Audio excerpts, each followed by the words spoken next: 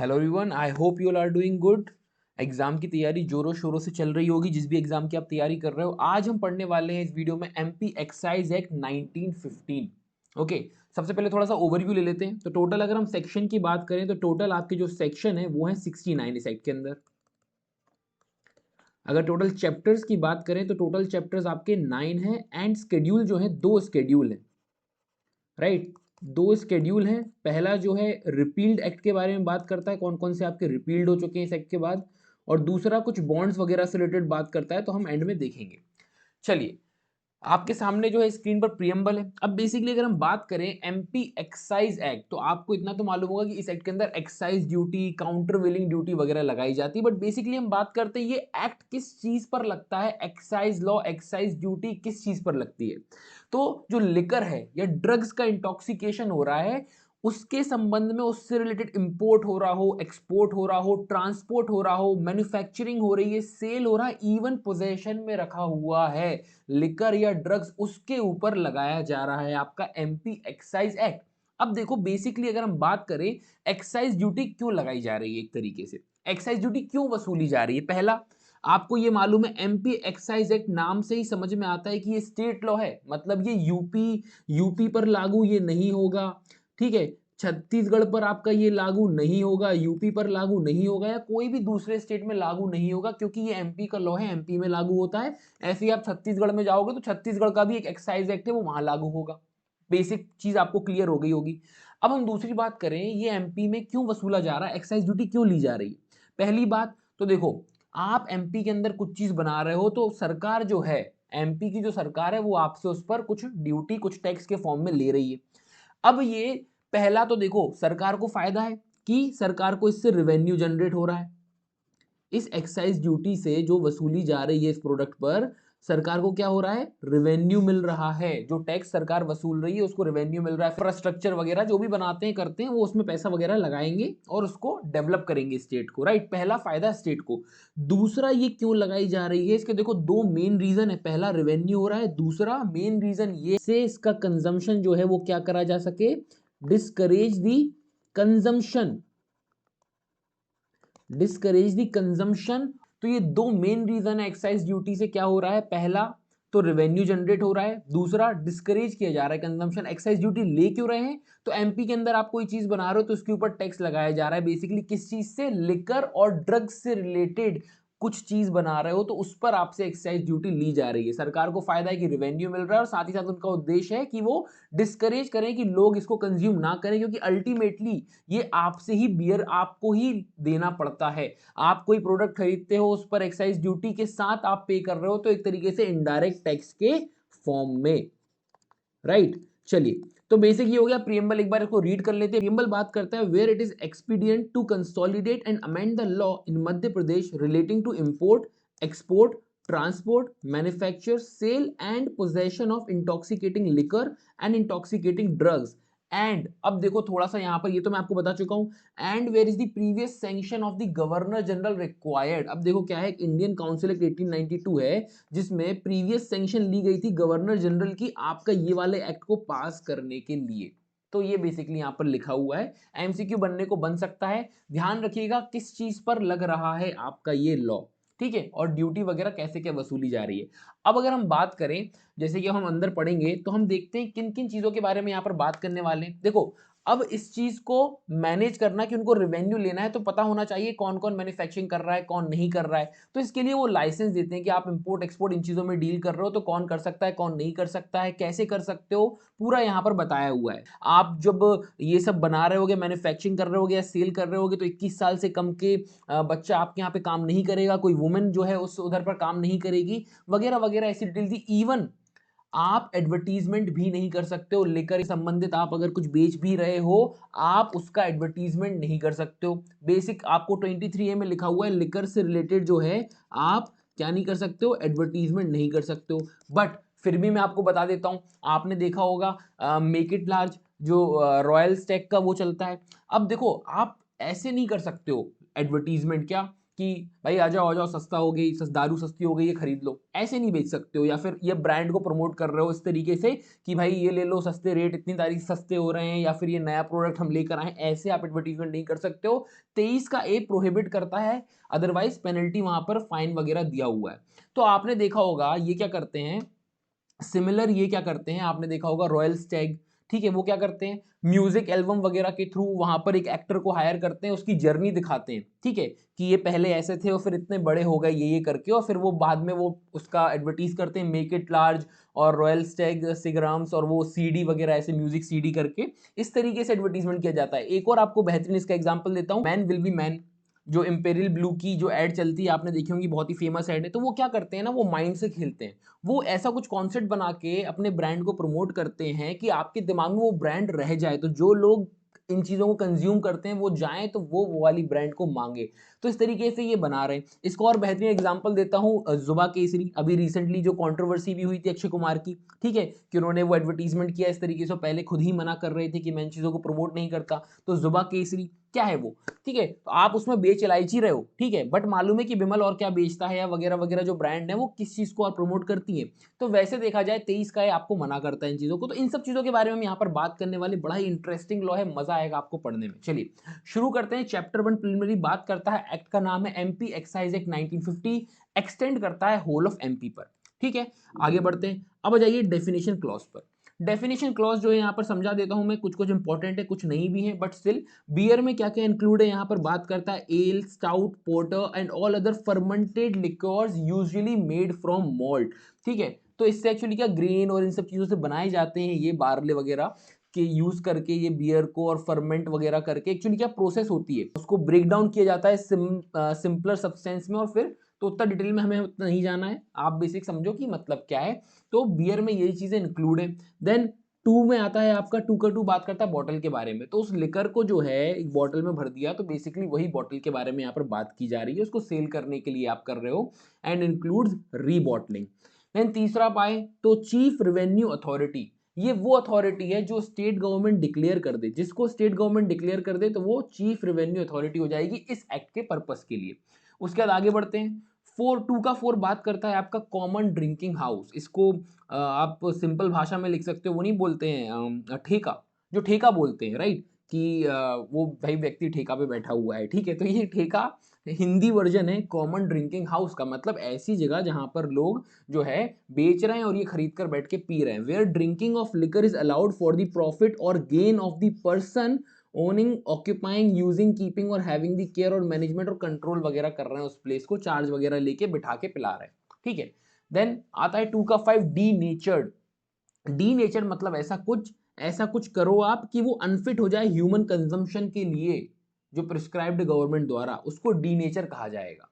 आगे बढ़ते हैं, 2 का 6 बात करता है एक्साइजेबल आर्टिकल के बारे में। अब देखो यहाँ पर एक्साइज ड्यूटी है, तो ये एक्साइजेबल आर्टिकल है जिनके ऊपर लगेगी, जैसे कि कोई भी अल्कोहलिक लिकर ह्यूमन कंजम्पशन के लिए, एनी इंटॉक्सिकेटिंग ड्रग्स। अब आपको समझ में आ रहा है क्यों इनके ऊपर एक्साइज ड्यूटी लगाई जा रही है। 2 रीजन मैंने बताए थे शुरुआत में, एक रेवेन्यू भी जनरेट हो रहा है, और दूसरा कि उनको डिस्करेज करना है कि लोग कंज्यूम ना करें, ठीक है। तीसरा ओपियम वगैरह, पॉपी स्ट्रॉ, ये सब हम एनडीपीएस के अंदर पढ़ चुके हैं ऑलरेडी, अगर आपने नहीं पढ़ा है तो आप जाकर पढ़ सकते हो, आप जाकर देख सकते हो। गाइज वन मोर थिंग, आप अगर इस वीडियो को देख रहे हो तो डू लाइक दिस वीडियो। आप लोग लाइक नहीं करते हो, वीडियो देख लेते हो, कमेंट करके नहीं बताते हो कि वीडियो कैसा रहा, ठीक है। तो फटाफट यार 1 सेकंड का टाइम निकाल के लाइक करके, और अच्छा लगे तो कमेंट करके जरूर बताइएगा, और किस एक्ट पर आप चाहते हैं वीडियोस आप कमेंट करके बता सकते हैं, मैं जितना जल्दी हो सकेगा उस पर लेकर आऊंगा।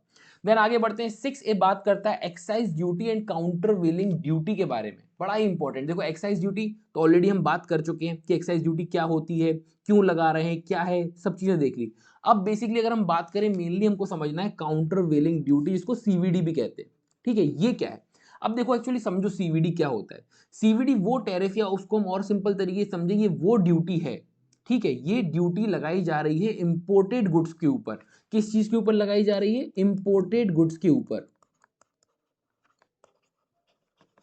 अब देखो मैं इसका एग्जांपल देके समझाता हूं, फिर आपको मैं इसकी जो डेफिनेशन है वो समझाऊंगा। अब देखो सीवीडी क्या होता है, मान के चलो एक बेसिक एग्जांपल लेते हैं, ये समझो पार्ले जी जो है 5 रुपए का है, ठीक है। समझो 10 रुपए वाला आया ही नहीं है, अभी जो पार्ले जी है 5 रुपए का बिक रहा है, ठीक है, जी को बड़ा बनाते हैं। जो है ये 5 रुपए का पार्ले जी बिक रहा है आपके इंडियन मार्केट में, डोमेस्टिक मार्केट में 5 रुपए का बिक रहा है। मान के चलो बाहर से कोई ब्रांड आती है और वो बेच रही है इस चीज को, पार्ले जी का हम क्या रख सकते हैं कंपटीशन, कुछ भी आप रख लो, कोई कोई दूसरा जी करके है ये, ठीक है, और ये आके 1 रुपए का बेचने लगता है, सेम क्वांटिटी बिल्कुल सेम है, सब कुछ है, ठीक है, सेम क्वांटिटी और टेस्ट भी ठीक ठाक दे रहा है और 1 रुपए का बेच रहा है, क्या होगा डोमेस्टिक मार्केट का, आप बताओ। कंज्यूमर क्या शिफ्ट नहीं होने लगेगा 1 रुपए की ओर की, बहुत सस्ता क्यों, अब ये 1 रुपए का क्यों बेच रहा है। हो सकता है कि ये जिस कंट्री का है, मान के चलो यूएसए का है, इसको वहां पर सब्सिडी मिल रही है। सब्सिडी किस चीज पर मिल रही है, एक्सपोर्ट करने पर, कि भैया यूएसए वाले बोल रहे हैं जितना एक्सपोर्ट कर सकते हो करो, फायदा है ना एक्सपोर्ट होगा तो एक्सपोर्ट करो, हम तुमको सब्सिडी देंगे। इन्होंने सब्सिडी दी, इनको कॉस्ट ऑफ कम पड़ा, तो ये 1 रुपए में बेचने तैयार हो गए। अब मान के चलो अगर ये इंडिया में 1 रुपए का बिकेगा तो इंडिया का जो डोमेस्टिक मार्केट है वो तो तबाह हो जाएगा, दुकानें बंद हो जाएंगी, फैक्ट्री बंद हो जाएंगी, क्यों, क्योंकि ये तो भाई बियर कर सकते हैं पर हम तो नहीं बियर कर सकते, हमको कॉस्ट ही नहीं पड़ रही 5 रुपए, 4 रुपए की पड़ रही, हम कैसे बेचें 1 रुपए। कब तक लॉस बियर करेगा हमारा डोमेस्टिक मार्केट। तो काउंटर वेलिंग ड्यूटी क्या होती है, सरकार बोलती है कि ऐसा नहीं होगा, सबके लिए बराबर, सब बराबर, वो डायलॉग तो आपने सुना होगा, सब बराबर, ठीक है, तो सबको बराबर एक प्लेइंग लेवल फील्ड मिलेगी जिस पर आप खेलोगे। तो अगर आप सबको माल बेचना है तो अब ये क्या करेगी सरकार, सरकार इसमें जोड़ देगी 4 रुपए की सीवीडी, कि भैया बेचना है तो 5 रुपए से नीचे नहीं बेचोगे आप। ये मार्केट स्टडी करते हैं, उसके बाद निकाली जाती है और उस हिसाब से लगाई जाती है, ऐसा नहीं कि बिल्कुल एग्जैक्ट वैसा ही, बट आप समझो, एग्जाम्पल है तो एग्जाम्पल के तौर पर आप इसको समझो कि ये सीवीडी लगाकर अब क्या होगा, प्लेइंग लेवल फील्ड होगी, भाई तुम्हारा भी 5 का हमारा भी 5 का, अब देख लेते हैं जो ज्यादा बेच ले या कर ले, ठीक है। तो ये बेसिकली, अब इसका रीजन क्या होता है समझो, रीजन यही है कि डोमेस्टिक मार्केट अफेक्ट ना हो, नेगेटिवली अफेक्ट ना हो, ठीक है, कोई बड़ा आके कोई कैप्चर ना कर जाए मार्केट को और फिर यहां पर दुकानें बंद हो जाएं लोगों की, तो वो चीज ना हो, एक नेगेटिव डोमेस्टिक इंपैक्ट ना पड़े प्रोड्यूसर पे, इस चीज के लिए इसको सीवीडी लगाई जाती है। सीवीडी क्या है, इंपोर्टेड गुड्स पे लगाई जाती है ऑफसेट करने के लिए सब्सिडी को जो प्रोड्यूसर बना रहा है उसकी एक्सपोर्टिंग कंट्री में, ठीक है, जो सब्सिडी उसको एक्सपोर्टिंग कंट्री जो उसको दे रही है एक तरीके से, तो एक लेवल प्लेइंग फील्ड बनाई जा रही है between domestic producers of a product and a foreign producer of the same product, ठीक है। तो डोमेस्टिक प्रोड्यूसर और फॉरेन प्रोड्यूसर के बीच में एक लेवल प्लेइंग फील्ड बनाई जा रही है सीवीडी को यहां पर ऐड कर कर। आई होप एग्जांपल से थोड़ा क्लैरिटी आई होगी। तो ये बेसिकली काउंटर विलिंग ड्यूटी होती है, means any such excise duty और countervailing duty as the case में be as is mentioned in, अब देखो 7 शेड्यूल, कॉन्स्टिट्यूशन के 7 शेड्यूल के अंदर जो सेकंड लिस्ट है, 3 लिस्ट होती है आपको मालूम होगा, यूनियन स्टेट कॉन्करेंट, तो स्टेट लिस्ट के अंदर एंट्री 51 में दी हुई है, ठीक है। तो ये ध्यान रखिएगा, इंपॉर्टेंट है, एग्जाम में ये भी पूछा जा सकता है कि कौन सी एंट्री की बात यहाँ पर की गई है इस एक्ट के अंदर। ध्यान रखिएगा 6 से, तो आई होप क्लियर होगा। एक्साइज ड्यूटी हम पहले बात कर चुके थे, काउंटर वेलिंग अभी आपको समझ में आ गया होगा, नहीं आया होगा तो कमेंट करके बताओ, आई विल एक्सप्लेन यू, ठीक है। और कोई एक दूसरा वीडियो, पर्टिकुलर छोटा सा वीडियो काउंटर वेलिंग के ऊपर बना देंगे। एक्साइज ऑफिसर 7 बात करता है एक्साइज ऑफिसर के बारे में, मतलब कलेक्टर और एनी ऑफिसर और अदर पर्सन जो कि अपॉइंटेड है या इन्वेस्टेड है with the powers under section 7, simple है, ठीक है। एक्साइज ऑफिसर कौन है, कलेक्टर या कोई भी ऑफिसर जो भी कोई ऑथराइज पर्सन है जिसको अपॉइंट किया गया है और सेक्शन 7 की पावर वगैरह दी गई है। देन आता है आपका 8, बात करता है एक्साइज रेवेन्यू। अब गाइस देखो ये सब इंपॉर्टेंट है, ठीक है, यहाँ पर ना आपके क्वेश्चंस वगैरह काफी बने हुए हैं, अगर आप एमपीडीपीओ की प्रिपरेशन कर रहे हो तो यहाँ से काफी डेफिनेशन क्लॉज में से क्वेश्चन आते हैं, ध्यान रखिएगा। एक्साइज रेवेन्यू मतलब रेवेन्यू ड्राइव्ड और derivable from any duty, fee, tax, penalty, जैसे रेवेन्यू मैंने आपको बात किया था सरकार को, ठीक है, स्टेट गवर्नमेंट को रेवेन्यू मिलता है एक्साइज ड्यूटी से, तो रेवेन्यू ड्राइव किया जा रहा है ड्यूटी से, फी से, टैक्स से, पेनल्टी से, पेमेंट से, कॉन्फिस्केशन से, यहां पर अगर ऐसा कुछ पकड़ाया तो कॉन्फिस्केट किया, इम्पोज ऑर्डर वगैरह दिया, बट यहां पर एक एक्सेप्शन है, other than a fine impose by a court of law. Court of law ने जो फाइन इम्पोज किया ना वो एक्साइज रेवेन्यू नहीं माना जाएगा, तो ये एक इंपॉर्टेंट आपका एमसीक्यू निकल कर आया है यहां से, ठीक है, ये एक्सेप्शन है। आगे बढ़ते हैं, और देखो वैसे भी एक्साइज रेवेन्यू किसी से, लिकर और ड्रग्स से रिलेटेड, चलिए इसको आप रीड कर लेना, आगे बढ़ते हैं। 2 का 9 बात करता है एक्सपोर्ट के बारे में। Export means to take out of the state. आपको मालूम है अगर इंडिया के उसमें होता तो इंडिया से बाहर, बट ये हमारा एमपी का एक्ट है, स्टेट एक्ट है, तो स्टेट के बाहर ले जाना means to take out of the state, उसको एक्सपोर्ट कहा जाएगा। बट यहाँ पर बोलता है otherwise than across a custom frontier. अब देखो कस्टम फ्रंटियर मतलब क्या होता है, जहां पर जो इंपोर्टेड गुड्स है ना वो रखे जाते हैं बिफोर क्लियरेंस। बिफोर क्लियरेंस किस चीज के? Before clearance by custom authority. Before clearance by custom authority, जहां पर क्या रखे जाते हैं, इंपोर्टेड गुड्स रखे जाते हैं, उसको कस्टम फ्रंटियर कहते हैं, जो कि डिफाइंड सेंट्रल गवर्नमेंट द्वारा है। ठीक है, वो एक्सपोर्ट हो गया। देन इंपोर्ट, इंपोर्ट भी सिमिलर ऐसे ही है, बस means to bring in the state otherwise than as a custom frontier. ठीक है, देन आगे बढ़ते हैं। 11 का ए बात करता है इंटॉक्सिकेंट मतलब। ठीक है, 2 का 11 का ए, इंटॉक्सिकेंट मींस एनी लिकर और इंटॉक्सिकेटिंग ड्रग। ये लिकर है, ठीक है, तो वो इंटॉक्सिकेंट है। अब इंटॉक्सिकेटिंग ड्रग क्या है, तो इन्होंने बोला कि जो हेम्प होता है, ठीक है, जो इंडियन हेम्प प्लांट है उसका जो पत्तियां हो गई आपकी, ठीक है, पत्तियां हो गई और जो क्या बोलते हैं डंठल हो गए, छोटे डंठल, ठीक है, फूल वूल हो गए उसके ऊपर। आपने अगर एनडीपीएस एक्ट पढ़ा है तो यहाँ पर मैंने पूरा एक्सप्लेन किया था, हमने इवन डायग्राम्स भी देखे थे, कुछ इमेजेस के थ्रू हमने समझा भी था। ठीक है, तो उसको यहाँ पर बताया है इंटॉक्सिकेटिंग ड्रग मतलब भांग गांजा वगैरह इसके अंदर आ जाएगा। ठीक है, कोई भी मिक्सचर विद और without neutral materials of any of the above form of intoxicating drug, और एनी ड्रिंक प्रिपेयर की जा रही है इन चीजों से किसी भी तरीके से मिक्स कर कर पीस कर कुछ भी मिलाकर, तो वो भी इंटॉक्सिकेटिंग ड्रग की कैटेगरी में आ जाएगा। या कोई भी अदर इंटॉक्सिकेटिंग या नार्कोटिक सब्सटेंस जिसको स्टेट गवर्नमेंट डिक्लेयर कर दे कि भैया ये इंटॉक्सिकेटिंग ड्रग है, not being narcotic drug as defined in the narcotic drug and psychotropic substance act. ठीक है, क्लियर है? तो ये यहाँ पर बेसिकली इंटॉक्सिकेटिंग ड्रग के बारे में बताया कि क्या क्या चीजें इंक्लूड है, तो स्टेट गवर्नमेंट भी डिक्लेयर कर दे किसी को तो वो भी इंटॉक्सिकेटिंग ड्रग हो गया। राइट, आगे बढ़ते हैं। 13 बात करता है लिकर के बारे में। लिकर मींस इंटॉक्सिकेटिंग लिकर और इंक्लूड करता है spirits of wine, spirit, wine, tan, beer, all liquid जिसमें क्या है, अल्कोहल है, वो आपकी लिकर हो गई। जिस भी चीज में क्या है, लिकर अल्कोहल मिला हुआ है वो आपका लिकर हो जाएगा। And any substance which the state government में बाय नोटिफिकेशन डिक्लेयर, एंड ऐसा कोई सब्सटेंस जिसको स्टेट गवर्नमेंट डिक्लेयर कर दे कि भैया ये लिकर है इस एक्ट के संबंध में, तो वो लिकर है। और दूसरा उसके अंदर वाइन, टैन, बियर और जो भी ऐसा कोई लिक्विड जिसके अंदर अल्कोहल है तो वो हो जाएगा। ठीक है, पानी और चाय के बाद तीसरी सबसे ज्यादा बिकने वाली चीज जो है वो लिकर ही है। राइट, आगे बढ़ते हैं। 14 बात कर रहा है मैन्युफैक्चर के बारे में। तो एवरी प्रोसेस, भले ही वो नेचुरल हो आर्टिफिशियल हो, बाय विच इंटॉक्सिकेंट को बनाया जा रहा है, प्रोड्यूस किया जा रहा है, प्रिपेयर किया जा रहा है, and also redistillation and every process for the rectification, flavouring, blending, colouring of liquor, वो मैन्युफैक्चर है। देखो मैन्युफैक्चरिंग जो है ना, अगर हम बात करें बेसिकली दारू बनाई कैसे जाती है, तो ग्रेन्स, बार्ले, इनको ना इनको फर्मेंट वगैरह कर कर और प्रोसेस होता है पूरा। ठीक है, प्रोसेस होता है डिस्टिलेशन वगैरह, उनको हीट अप करके कहीं कूलिंग करके इन चीज़ों से फिर करके गुजर के फिर वो जो चीज़ है जो बनती है। ठीक है, इसमें वरना ताड़ी भी होती है, एक ताड़ी होती है आपने सुना होगा, जो नेचुरल ड्रिंक होती है एक तरीके से जो पेड़ से निकलती है। ठीक है, तो वो सब चीज़ें यहाँ पर जो है आपकी लिकर की कैटेगरी में यहाँ पर डाली हुई है। ताड़ी जो है थोड़ा सा अलग है, बट वो भी यहाँ पर इस एक्ट में हम पढ़ेंगे आगे जब इसके बारे में देखेंगे। चलिए आगे बढ़ते हैं। 15 बात कर रहा है प्लेस के बारे में, house, building, shop, booth, tent, enclosure वगैरह। Expression referring to sale includes any transfer otherwise than by way of gift.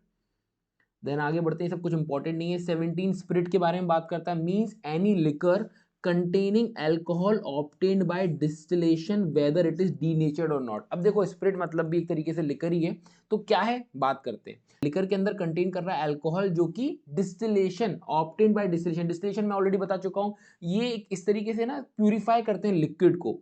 ठीक है, by a process of heating और या हीटिंग एंड कूलिंग करके जो है इसको बनाया जाता है, तो वही चीज है। वेदर इट इज डीनेचर्ड और नॉट, डीनेचर्ड हम ऑलरेडी पढ़ चुके हैं कि वो अनफिट हो जाती है ह्यूमन कंजम्पशन के लिए, या फिर नहीं तो उसको स्पिरिट कहा जाएगा।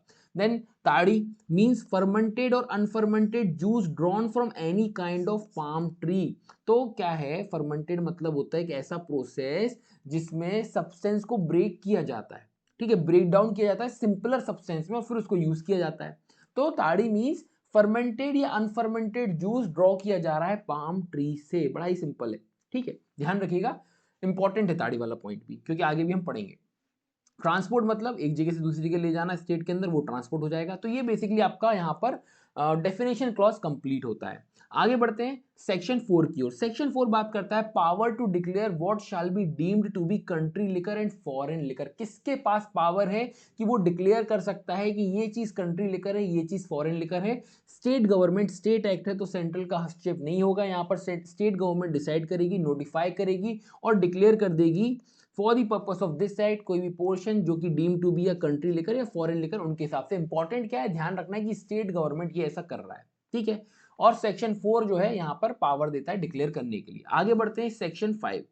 Section 5 retail and wholesale sale के बारे में डिफाइन कर रहा है। अब बेसिकली आपको मालूम है होलसेल क्या होता है। होलसेल को हिंदी की भाषा में हम क्या बोलते हैं? थोक के विक्रेता, ठीक है। और रिटेल वाले क्या होगा? फुटकर, ठीक है।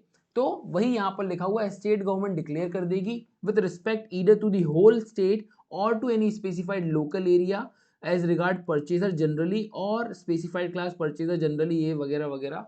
what quantity of any intoxicant shall be the limit of a retail sale, मतलब इतना रिटेल में बेच सकते हो, इससे ऊपर गए तो होलसेल कहलाओगे। ये कौन डिक्लेयर कर रहा है? स्टेट गवर्नमेंट डिक्लेयर कर रही है।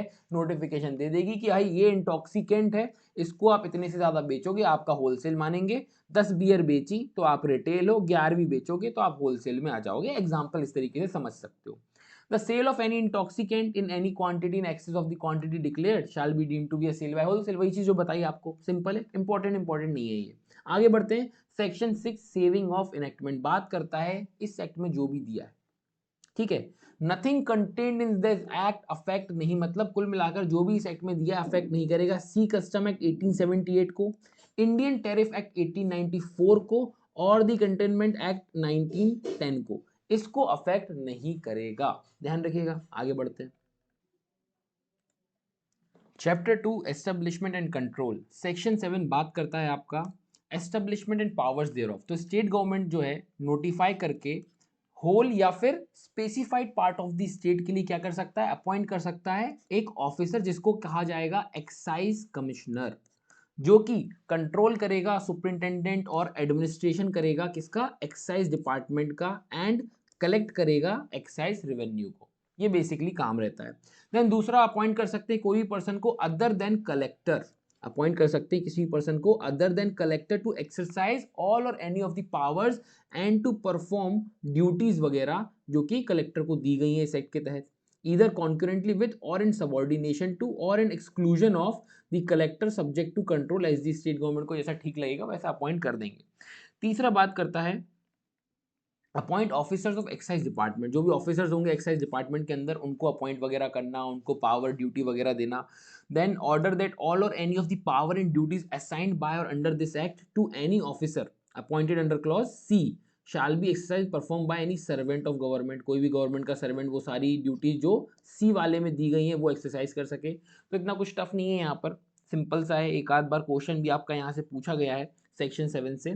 देन डेलीगेट कर सकता है चीफ रेवेन्यू अथॉरिटी को, जो हमने देखा था, चीफ रेवेन्यू अथॉरिटी या फिर एक्साइज कमिश्नर को ऑल और एनी ऑफ इट्स पावर इस एक्ट के अंदर एक्सेप्ट सेक्शन 62। तो ये इंपॉर्टेंट पॉइंट है, ठीक है, कि स्टेट गवर्नमेंट जो है अपनी पावर डेलीगेट कर रही है चीफ रेवेन्यू अथॉरिटी को या फिर एक्साइज कमिश्नर को, बट सेक्शन 62 वाली पावर को छोड़कर। तो ये इंपॉर्टेंट पॉइंट है। आगे बढ़ते हैं। विड्रॉ कर सकता है किसी ऑफिसर या पर्सन ऑल और एनी ऑफ द पावर जो भी दी गई हैं, दे रहे हैं तो ले भी सकते हैं। बात करता है कि ये परमिट करता है डेलीगेशन वगैरह किया जा सकता है इन ऑफिसर्स के द्वारा। चलिए आगे बढ़ते हैं। सेक्शन 7 ये बात करता है एस्टेब्लिशमेंट ऑफ फ्लाइंग स्क्वाड। देखो अब जब स्कूल में होगे, बोर्ड के जब एग्जाम्स होते हैं तो वो नहीं आते हैं कि कोई चीटिंग वगैरह तो नहीं कर रहा है देखने के लिए, उनको भी फ्लाइंग स्क्वाड कहा जाता है, ठीक है। कि टीचर्स आके बोल देते थे कि भाई बातचीत मत करना या कुछ भी इस तरीके से मत करना क्योंकि फ्लाइंग स्क्वाड आया हुआ है, वो घूम रहा है, वो देख रहा है, क्योंकि भाई आप तो पकड़ाओगे साथ में स्कूल की बदनामी भी होगी, ठीक है। तो यहाँ पर वैसे ही कुछ फ्लाइंग स्क्वाड के एस्टेब्लिशमेंट के बारे में बात कर रहे हैं कि स्टेट गवर्नमेंट जो है एस्टेब्लिश करेगा एक फ्लाइंग स्क्वाड को। अब ये क्या करेंगे? ये बेसिकली इन्वेस्टिगेट करेंगे कोई भी केस जहां पर इनको लगता है कि भाई एक्साइज रेवेन्यू की चोरी हो रही है, एवेजन ऑफ एक्साइज रेवेन्यू, या फिर ऐसा कोई केस ऑफ एलिज्ड और सस्पेक्टेड कि भाई इस एक्ट का किसी ने उल्लंघन किया हुआ है। तो ये वो सब चीजें देखेंगे, पकड़ेंगे, इन्वेस्टिगेट करेंगे। ये बेसिकली इनका काम है, ठीक है, अपने जुरिसडिक्शन के अंदर। फ्लाइंग स्क्वाड जो एस्टेब्लिश की गई है सबसेक्शन 1 में, वो कंसिस्ट करेगी किनके? एक्साइज ऑफिसर्स होंगे इसके अंदर, एंड अदर पर्सन जो स्टेट गवर्नमेंट बोल दे वो भी यहाँ पर अपॉइंट हो जाएंगे। तो यही बेसिकली आपका बात करता है सेक्शन 7A। आगे बढ़ते हैं चैप्टर 3 की ओर, बात करता है इंपोर्ट एक्सपोर्ट एंड ट्रांसपोर्ट के बारे में। देखते हैं section 8, power to prohibit import export और ट्रांसपोर्ट। जैसा कि मैंने आपको पहले ही बताया था, जो हम बात कर रहे थे इसके इंट्रोडक्शन के बारे में थोड़ा बहुत, तो मैंने बताया था कि इस सेक्ट के अंदर रेगुलेट करते हैं एक तरीके से, ठीक है, प्रोहिबिट कर रहे हैं कि आप इंपोर्ट एक्सपोर्ट ट्रांसपोर्ट नहीं कर सकते हो अंटिल अनलेस आपका लाइसेंस हो। तो स्टेट गवर्नमेंट जो है मे बाय नोटिफिकेशन क्या कर रहा है, प्रोहिबिट कर सकता है थ्रू आउट दी स्टेट या फिर कोई स्पेसिफाइड एरिया में import export of any intoxicant, मतलब वही लिकर ड्रग्स वगैरह। प्रोहिबिट कर सकता है transport of any intoxicant, make suitable provision for the effective control of महुआ। अब देखो महुआ क्या होता है, ठीक है, ये महुआ है, ये बहुआ नहीं है, ठीक है, वो एफएम वाले से आप इसको कंफ्यूज मत होना। महुआ एक इंडियन ट्री है, ठीक है, जिससे अल्कोहल ड्राइव होती है, ये प्रोड्यूस होता है, नेक्टर वगैरह जो फ्लावर एक तरीके से होता है इससे बनाई जाती है, आप तो इतना समझो बस, ठीक है, और ये बाकी उसके साइंटिफिक नेम है जो भी है। और any other base which is और विच कैन बी यूटिलाइज, किस चीज के लिए, लिकर बनाने के लिए यूज होता है। तो यहाँ पर ये इनके संबंध में क्या बोल रहे हैं, इनको कंट्रोल करने के लिए प्रोविजन बना सकते हैं, प्रोहिबिट कर सकते हैं इंटॉक्सिकेंट को, उसके ट्रांसपोर्ट को, उसके इंपोर्ट को, उसके एक्सपोर्ट को, ये सब यहाँ पर ये पावर है स्टेट के पास, ऐसा कर सकती है सेक्शन 8 के तहत। सेक्शन 9 पे आते हैं। सेक्शन 9 बात कर रहा है रिस्ट्रिक्शन। अभी हमने देखा ऊपर क्या, प्रोहिबिशन, अब हम नीचे बात कर रहे हैं रिस्ट्रिक्शन ऑन इंपोर्ट एक्सपोर्ट और ट्रांसपोर्ट। तो बोले बिगर सेक्शन सैंक्शन के स्टेट गवर्नमेंट की कोई भी इंटॉक्सिकेंट ना तो इंपोर्ट कर सकते हो, ना ही एक्सपोर्ट कर सकते हो, ना ही ट्रांसपोर्ट कर सकते हो, ठीक है, एक्सेप्ट जब आप ड्यूटी पे कर दो तब करो, after payment of any duty to which it is made liable. जहां पर आपको इस एक्ट के अंदर कोई जो भी आप इस तरीके से बना रहे थे, बियर कुछ भी हो अल्कोहल रिलेटेड, उस पर आपको देना था, आपने नहीं दिया, तब तक आप उसको नहीं कर सकते हो। एक बार ड्यूटी पे कर दी तो you are good to go. और एग्जीक्यूशन ऑफ अ बॉन्ड, उस पेमेंट के लिए आप बॉन्ड वगैरह भरवा दो तो भी चलेगा। Then on compliance with such condition, जो स्टेट गवर्नमेंट बोले वैसा वैसा करते चलो तो सब बढ़िया बढ़िया चलता चलेगा। सेक्शन 9 बात करता है कि भैया रिस्ट्रिक्शन है, आपको सैंक्शन लेनी होगी स्टेट गवर्नमेंट की, ठीक है। चलिए आगे बढ़ते हैं।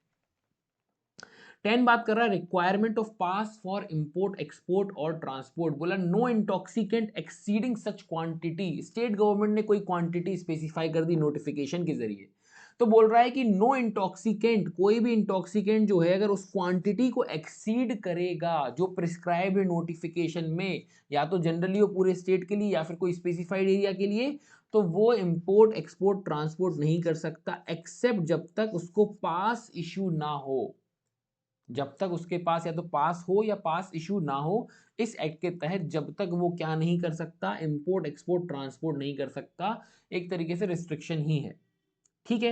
आई होप क्लियर होगा। आगे बढ़ते हैं। तो पास की बात हो रही है कुल मिलाकर। देन सेक्शन 11 बात करता है पासेस फॉर इंपोर्ट एक्सपोर्ट और ट्रांसपोर्ट, कि आपको इंपोर्ट एक्सपोर्ट ट्रांसपोर्ट करना है, पास लगेगा।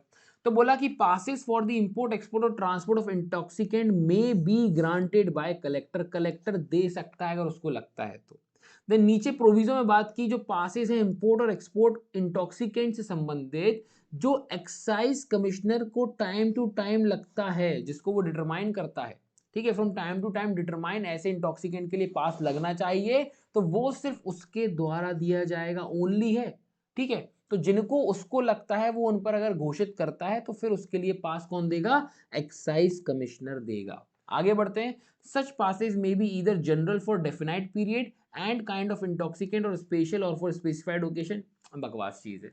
चलिए आगे बढ़ते हैं। मतलब कुल मिलाकर वही है कि पास दिया तो उस पर हो सकता है एक समय दे दिया कि ये 3 महीने में एक्सपायर हो जाएगा, वही सब लिखा हुआ है कि जनरल है, डेफिनाइट पीरियड के लिए क्या है, नॉट इंपॉर्टेंट। आगे बढ़ते हैं।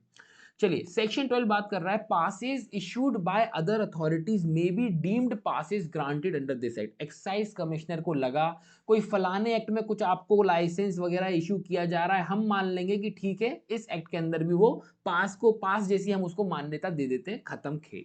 तो एक्साइज कमिश्नर जनरल या स्पेशल ऑर्डर से डायरेक्ट करेगा, कोई कंडीशन वंडीशन होगी जो उसने इंपोज करी होगी, कि जो पास ग्रांट किया गया है आपको, किसके द्वारा, by any authority in India, India के अंदर कोई कोई डिपार्टमेंट किसी कुछ ने आपको पास दिया, हम उसको मान लेंगे, मानो कि इस एक्ट के अंदर आपको पास मिला हुआ है।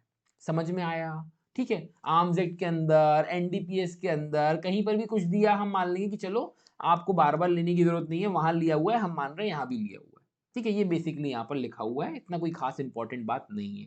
आगे बढ़ते हैं, चैप्टर 4 की ओर बात करता है। अब देखो, अब थोड़ा सा कुछ इंपॉर्टेंट आएगा, थोड़ा इंटरेस्टिंग भी आएगा। मैन्युफैक्चर, पोजेशन एंड सेल से रिलेटेड बात करता है। लाइसेंस लगेगा भैया मैन्युफैक्चरिंग करने का, इंटॉक्सिकेंट मैन्युफैक्चर करना चाहते हो, लाइसेंस लगेगा। कोई भी इंटॉक्सिकेंट बिगर लाइसेंस की नहीं हो सकता। तो क्लियरली लिख दिया, no intoxicant shall be manufactured या कलेक्टेड, नहीं किया जाएगा। क्या क्या, no hemp plant shall be cultivate, नहीं उगाया जाए। No ten producing tree shall be, ये टेन नहीं है, ये टारी होगा, थोड़ा गलत लिखा हुआ है, ये टारी होगा। ठीक है, पेड़ पर पाया जाता है, आप देखेंगे इमेजेस वगैरह भी गूगल करके समझ में आ जाएगा आपको। No tari producing tree shall be tapped, मतलब वो एक तरीके से निकालने का प्रोसेस होता है, तो डिटेल में नहीं जाते हैं। आपको क्या करना है, आपको कौन सा पेड़ पर चढ़ के निकालना है, आप निकाल भी नहीं पाओगे। ठीक है, एंड नो टारी, ये 10 नहीं है, यहां भी टारी है। No tari shall be drawn from any tree, आप बेरेट लेकर बैठे होंगे तो आपको क्लियरली समझ में आ रहा होगा। आगे बढ़ते हैं, no liquor shall be bottled for sale वगैरह नहीं की जाएगी। नो डिस्टिलरी और brewery shall be constructed for worked वगैरह, ये क्या बनाने का प्रोसेस वगैरह ही होता है, तो वो सब भी नहीं किया जाएगा। एफ वाला पॉइंट बात करता है, कोई भी व्यक्ति जो है, जो उसको जो ड्रग्स, जो इंटॉक्सिकेंट को मैन्युफैक्चरिंग करने में जो भी बर्तन, यूटेंसिल वगैरह और जो भी चीजें लग रही थी, ठीक है, वो भी यहां पर क्या बोल रहा है कि वो यूज नहीं करेगा, अपने पोजेशन में नहीं रखेगा, अदर देन टारी। ये 10 नहीं है, वापिस से टारी, टारी को यहां पर क्या है, एक्सेप्शन है। और फिर दूसरी चीज बोल रहे हैं, एक्सेप्ट अंडर दी अथॉरिटी, अगर परमिशन वर्मिशन है तो करो, कोई दिक्कत नहीं है, अदरवाइज नहीं कर सकते हो। ठीक है, बट टारी भी इसमें एक एक्सेप्शन है कि उसके लिए कुछ वो नहीं है। ठीक है, आगे बढ़ते हैं, provided that state government may by notification declare that the provision of this section shall not apply. बोल रहा है कि स्टेट गवर्नमेंट अगर डिक्लेयर कर दे कि पर्टिकुलर एरिया में अप्लाई नहीं होगा तो अप्लाई नहीं होगा। किस चीज के लिए, tapping of tari producing trees और the drawing of tari subject to such condition as it may prescribe. I hope clear होगा। चलिए आगे बढ़ते हैं।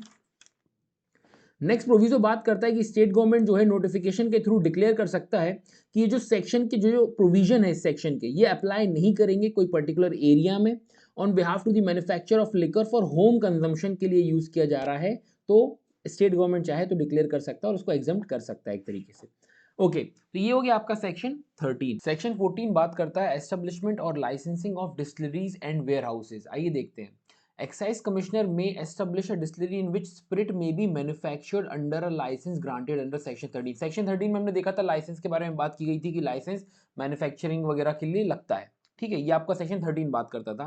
तो यहाँ पर क्या हो रहा है, एक्साइज कमिश्नर जो है वो एस्टेब्लिश कर सकता है डिस्टिलरी जहाँ पर स्पिरिट मैन्युफैक्चरिंग की जाती है, और उसके लिए लाइसेंस जो है सेक्शन 13 में दिया जा रहा है, ऑन सच कंडीशन जो स्टेट गवर्नमेंट इंपोज करे।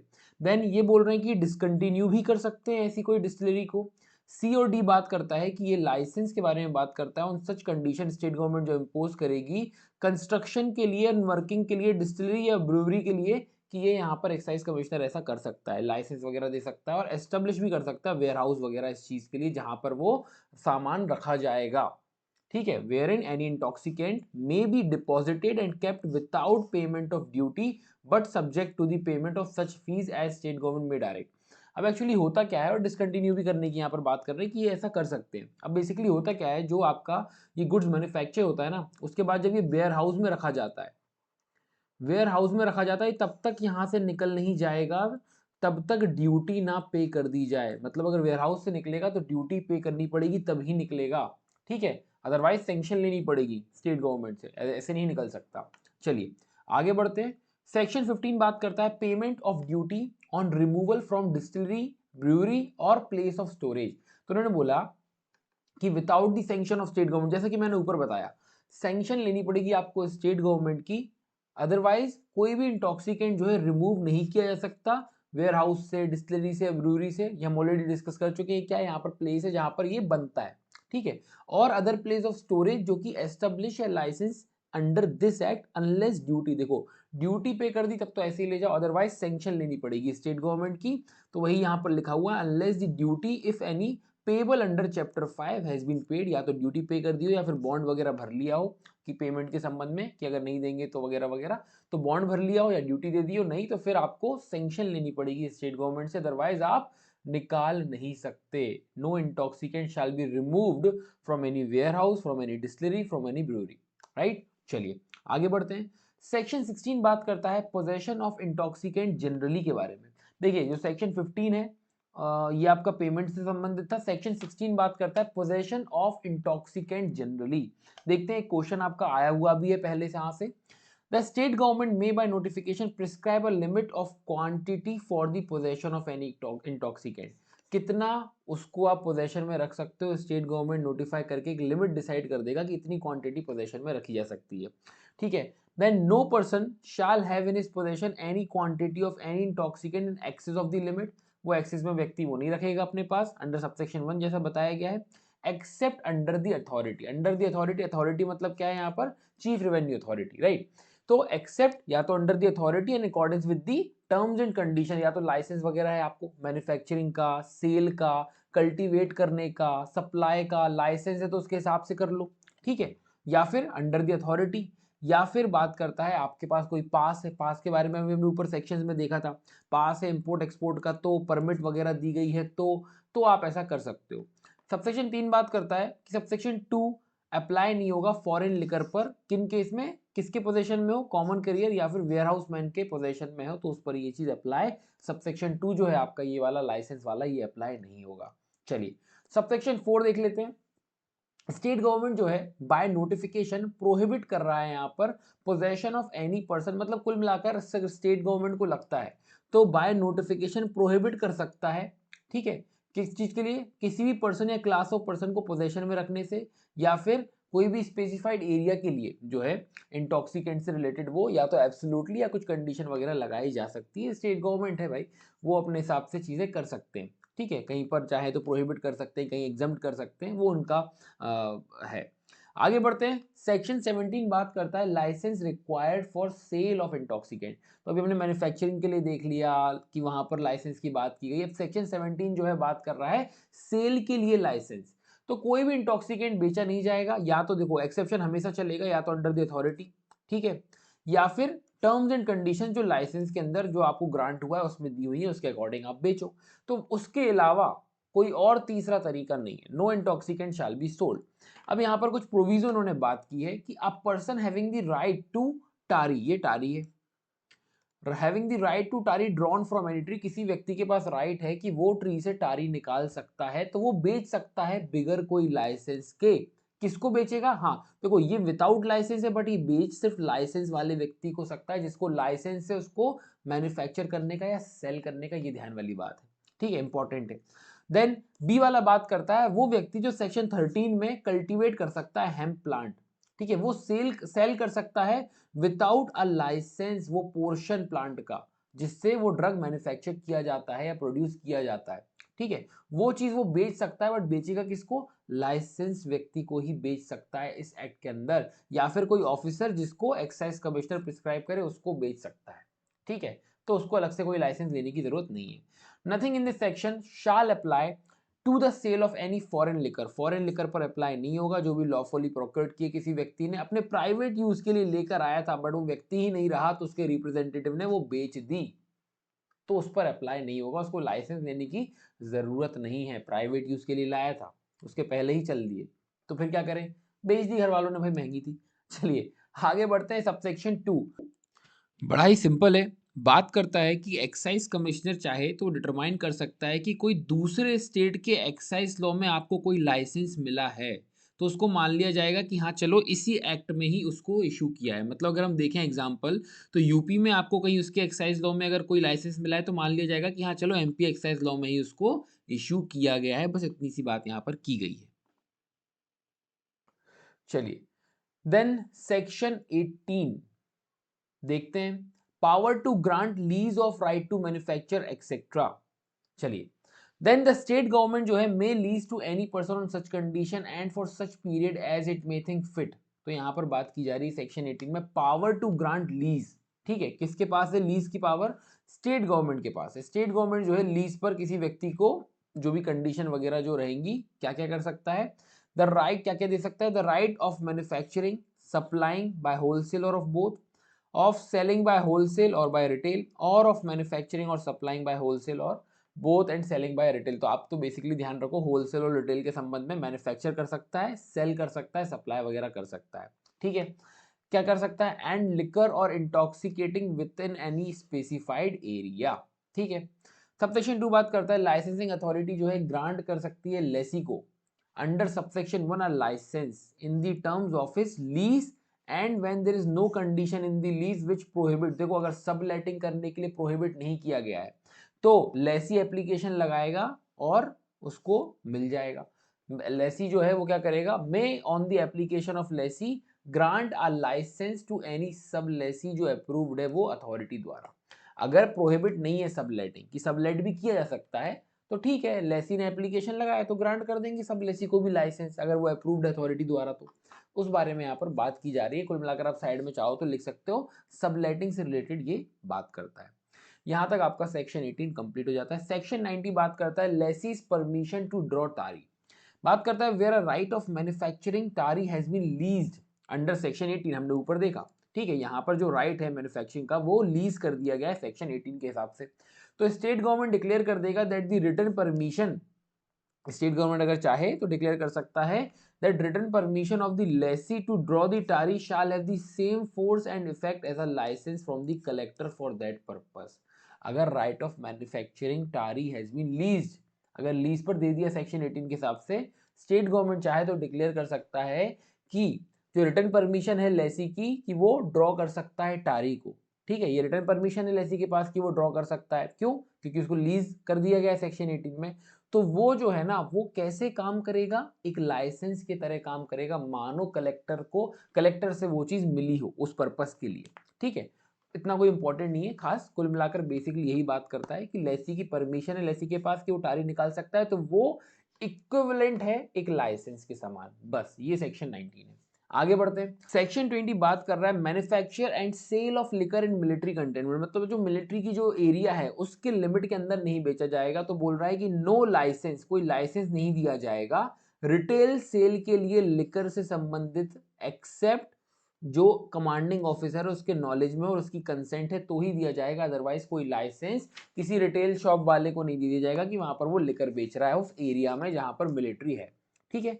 चलिए, तो ये आपका सेक्शन 20 है। सेक्शन 21 बात करता है duties of licensees with regard to measurement and testing. वैसे ये कुछ इंपॉर्टेंट नहीं है, अगर आप चाहें तो खुद से पढ़ सकते हैं, इसको आप पढ़ लेना, इतना कोई खास इंपॉर्टेंट इसके अंदर कुछ लिखा नहीं है। आगे बढ़ते हैं, सेक्शन 22 इंपॉर्टेंट है, क्वेश्चन आपका आया हुआ है यहाँ से। चलिए, prohibition of employment of male person under the age of 21 years and of women, ये मैंने आप स्टार्टिंग में भी डिस्कस किया था जब हम थोड़ा बहुत इंट्रो वगैरह देख रहे थे।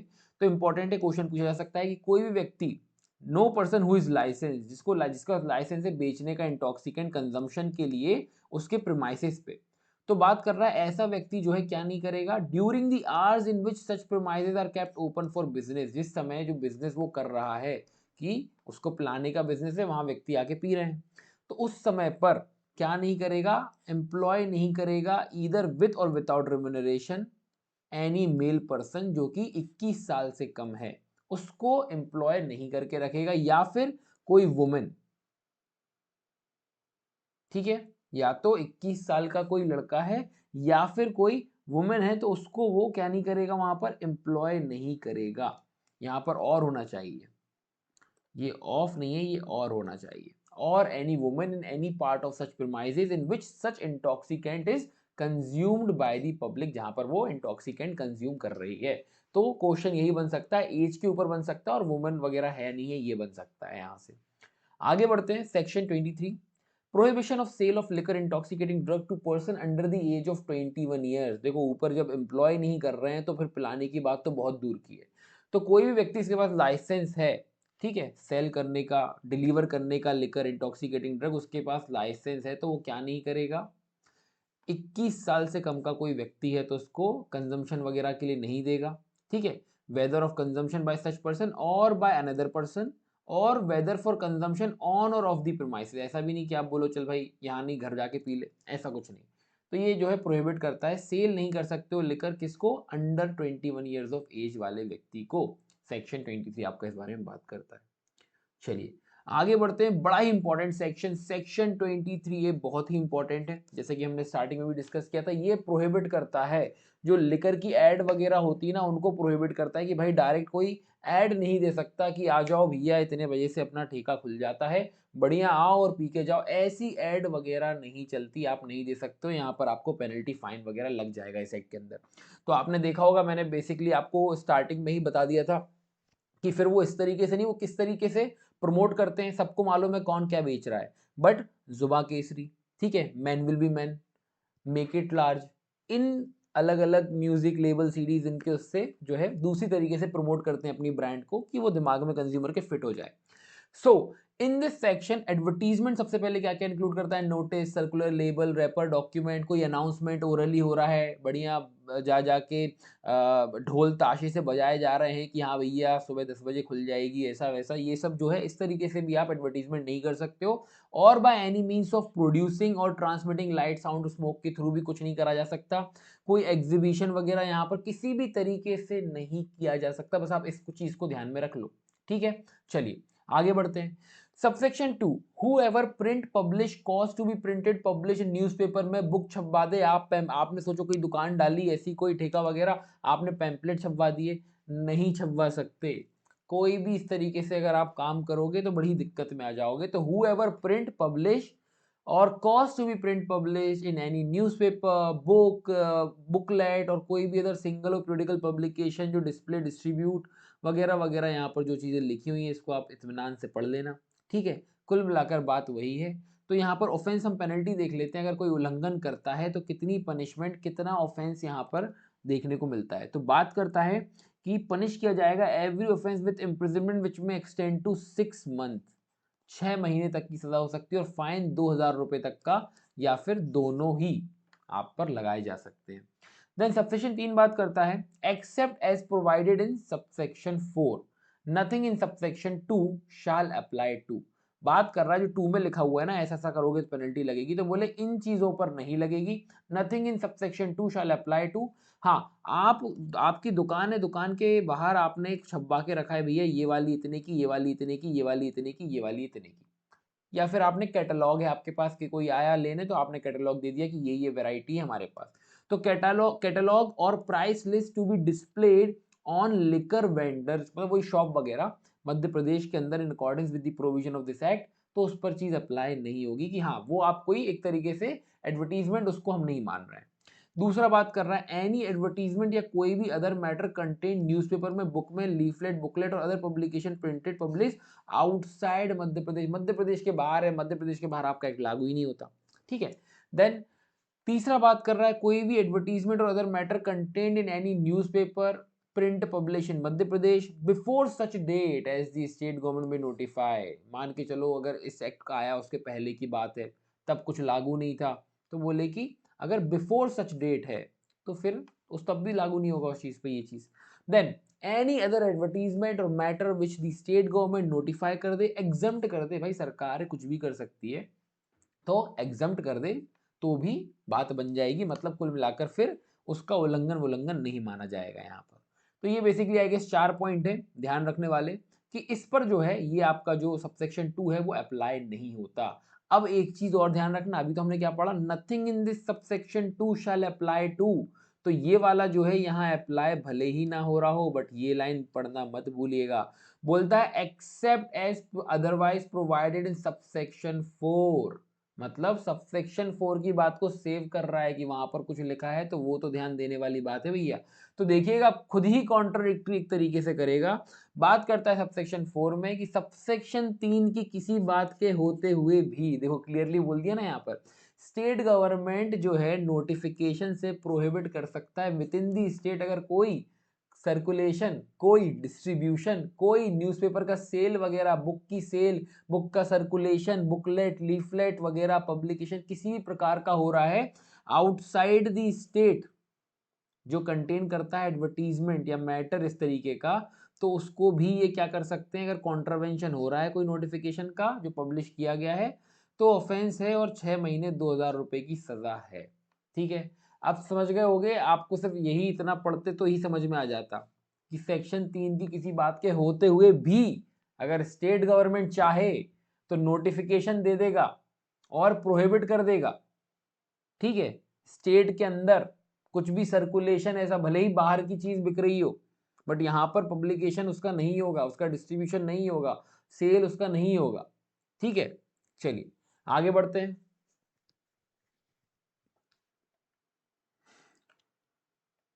सबसेक्शन 5, सबसेक्शन 5 बात करता है जहां पर ऐसा कोई न्यूज़पेपर, ठीक है, ऐसा कोई newspaper, booklet, publication whether printed और published appear to the state government, कि भाई ये कहीं एडवर्टीजमेंट इसके अंदर है, ठीक है, जो ऑफर कर रहा है लेकर, स्टेट गवर्नमेंट जो है नोटिफिकेशन में डिक्लेयर कर देगा, मे बाय नोटिफिकेशन डिक्लेयर, कि जो भी कॉपी है, मतलब आप ढीठ थे, आपने कहा नहीं भाई ऐसे कैसे, हम तो एडवर्टीजमेंट करेंगे, कर दी, तो फिर क्या होगा, जितनी भी आपने न्यूज़पेपर में दिया, या आपने मान के चलो एग्जांपल लेते सिंपल सा, पैम्पलेट छपवाए, ठीक है, आपने 5-10 हज़ार पैम्पलेट छपवाए पूरे एमपी में, आप वो डिस्ट्रीब्यूट करवा रहे हो, तो स्टेट गवर्नमेंट जो है क्या कर सकती है, डिक्लेयर कर देगी कि जितनी भी कॉपी हैं उस न्यूज़पेपर की, उस बुक की, उस बुकलेट की, उस पैम्पलेट की, जो भी है, वो सबको क्या कर लिया जाएगा, जब्त कर लिया जाएगा, फोरफिट कर लिया जाएगा गवर्नमेंट द्वारा। And there upon any excise officer, any officer of the police और revenue department and any other person जो ऑथराइज स्टेट गवर्नमेंट के द्वारा सीज कर सकता है उसको, जहां भी मिला, where ever found in Madhya प्रदेश, और कलेक्टर और जेएमएफसी जो हैं, या फिर सेकेंड क्लास, ठीक है, जेएमएससी, या फिर कोई भी अदर ऑफिसर जो ऑथराइज स्टेट गवर्नमेंट द्वारा वारंट, मे बाय वारंट ऑथराइज करेगा पुलिस ऑफिसर को, जो कि एसआई से नीचे का नहीं होना चाहिए, कि भैया जाओ एंटर करो और सर्च करो ऐसे प्रीमाइसेस पे जहां पे ऐसी कहीं कॉपी मिलने की संभावना है या मिली है, where any copy of such issue reasonably suspected to be, कि भाई मिल भी सकती है या फिर यहाँ बट रहा है, सुनने में आया है खुफिया सूत्रों से, तो ऐसा आदेश यहाँ पर दिया जा सकता है। मतलब कुल मिलाकर देखा जाए, जो भी कुछ छपवाओगे इसके अगेंस्ट, मतलब कॉन्ट्रावेंशन कर रहे हो, तो वो सीज कर लिया जाएगा, कॉन्फिस्केट कर लिया जाएगा, फोरफिट कर लिया जाएगा गवर्नमेंट द्वारा, और जहां पर छप रहा है, जिस चीज से छप रहा है, उनमें भी दिक्कतें हो सकती हैं। तो ये बेसिकली सेक्शन 23 काफी इंपॉर्टेंट है, बहुत ही ज्यादा इंपॉर्टेंट है, ध्यान रखिएगा, क्वेश्चन यहाँ से बन सकते हैं। सेक्शन 24 बात कर रहा है closing of shop for the sake of public piece, public हित में यहाँ पर दुकान को बंद करने की बात की जा रही है। आपने देखा होगा दंगे वंगे होते हैं तो मूवीज में नहीं देखते कि वो बॉटल में कपड़ा लगा के, आग लगा के ऐसे फेंकते हैं, और फिर जैसे ही वो अल्कोहल बिखरेगा और सब जगह आग लग जाती है, वैसा कुछ ना माहौल बने, तो डिस्ट्रिक्ट मजिस्ट्रेट जो है by notice in writing to the licensee, ठीक है, लाइसेंसी को बोल रहे हैं कि कोई भी शॉप जो है जहां पर ऐसा इंटॉक्सिकेंट बेचा जा रहा है वो क्लोज रहे एट सच टाइम और फॉर सच पीरियड, जहां उनको ठीक लगता है, किस चीज के लिए, for the preservation of public piece, public हित को मेंटेन वगैरह करने के लिए। तो ऐसा डिस्ट्रिक्ट मजिस्ट्रेट जो है बाय नोटिस राइटिंग में लाइसेंसी को बोल सकता है। Then if a right of unlawful assembly is apprehended or occurs in the vicinity of any shop, जो शॉप के इर्द गिर्द ऐसा कुछ माहौल जमता है, ठीक है, कि वहां पर राइट वगैरह हो सकते हैं, अनलॉफुल असेंबली, ठीक है, तो मजिस्ट्रेट ऑफ एनी क्लास जो कि प्रेजेंट है, वो चाहे तो बोल सकता है कि क्लोज कर दिया जाए फॉर सच पीरियड, आज के लिए, कल के लिए, 1-2 दिन के लिए, provided that when any right और अनलॉफुल असेंबली अकर्स अ लाइसेंसी शाल, अगर मजिस्ट्रेट नहीं भी है तो क्लोज करेगा अपनी शॉप विदाउट एनी ऑर्डर, अगर दंगे वंगे हो रहे हैं तो। तीसरा बात करता है where any magistrate issues an order under subsection 2, subsection 2 में मजिस्ट्रेट साहब ने आदेश दिए, तो the shall forthwith inform the collector of his action and his reason, तो जहां पर मजिस्ट्रेट ने ऐसे आदेश दिए सबसेक्शन 2 वाले, तो ही शाल फोर्थविथ इन्फॉर्म करेगा कलेक्टर को कि उसने क्या एक्शन वगैरह लिए। तो यहाँ पर आपका कंप्लीट होता है सेक्शन 24। अब जो है नेक्स्ट वीडियो में हम सेक्शन 25 से आगे कंटिन्यू करेंगे। अगर आपको वीडियो पसंद आया है तो प्लीज़ इसको लाइक करें, सब्सक्राइब करें चैनल पर, अगर आप नए हैं बेल आइकन को प्रेस कर लें, जिससे आपको ऐसी अमेजिंग वीडियो, ऐसे नोटिफिकेशन जो भी मैं कंटेंट डालूँ आपको मिलता रहे।